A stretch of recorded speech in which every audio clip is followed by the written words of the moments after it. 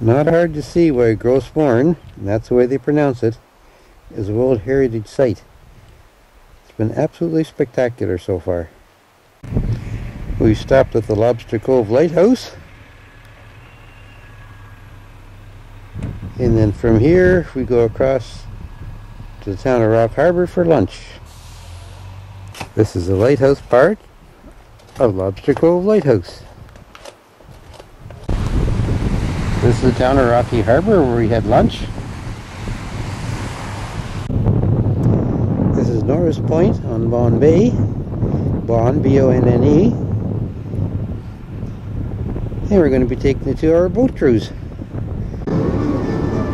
We're underway now on our tour of the Bonne Bay.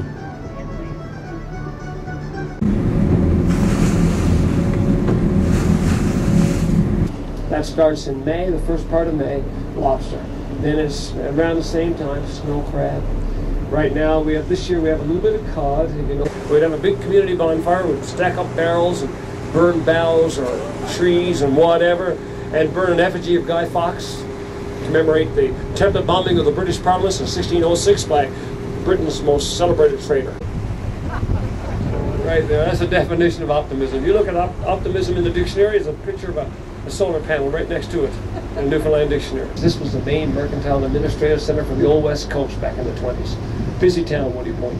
To harvest, that boat surrounds the school of mackerel, bringing the net back to the bigger boat. Your thyroid gland up and running, only good things can happen to the body. Also classed as a detoxifier, Gros Morne again. Mountain the park is named after.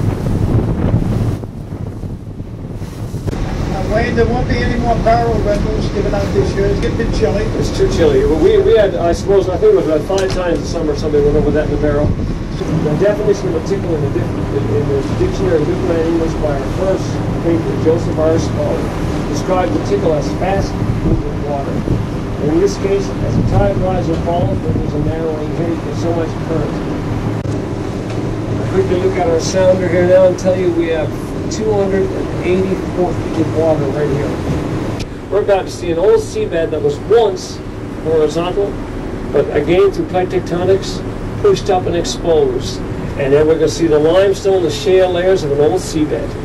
And you know what's really neat about this? And we had a geologist on board this year that said that it's like a geological timeline. As you look at it, right, we move from right to left.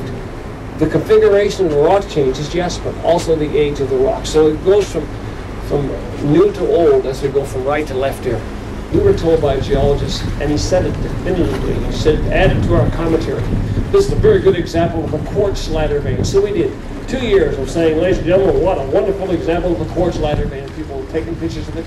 And then last year, I said that, and the geologist from Quebec said, that is not quartz. That is dolomite. I said, ooh. I went to the park geologist, Mr. Rob Ingston. I said, the white markings on Shade Cliff, is that dolomite? He said, no, most certainly not. I said, so it's quartz. He said, no, I think it might be calcite. So, see my dad bent over the Coleman stove in there in that little storehouse cove there?